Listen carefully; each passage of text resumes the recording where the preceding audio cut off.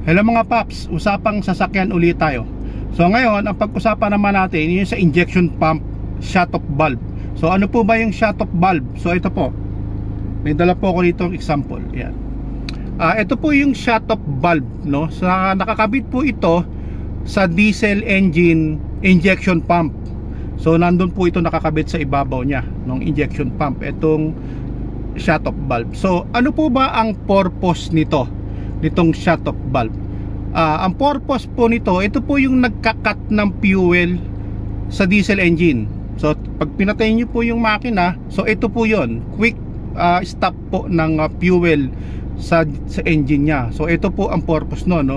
So ito po yung nag-i-stop ng fuel, no, ng diesel engine, no, galing sa injection pump. Ngayon, pag ito po ay sira, ano po ba ang mangyayari sa engine? Unang-una po, hindi po aandar ang sasakyan ninyo, yung diesel engine, no? Hindi po yan aandar pag sira po ito. So ngayon, ito po, natetest po ito.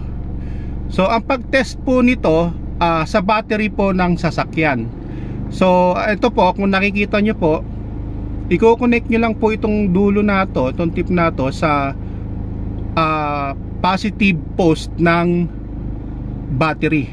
So magkukonek kayo ng wiring dito sa positive. Tapos ito naman pong body sa ground, no? Body sa ground. Pag ginawa nyo po yon, makikita nyo po magki-click po ito. So ito pong valve na ito nasa ibabaw, ito po, gagalaw po yan, mag-move forward, backward po yan, kikilos po yan. So ibig sabihin po, working po ito, no?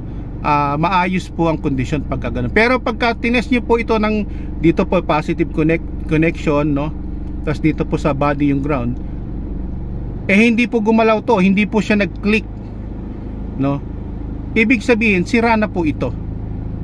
So yun po ang pag-test po ng shutoff valve. So yun lang po, konting kaalaman lang po mga paps.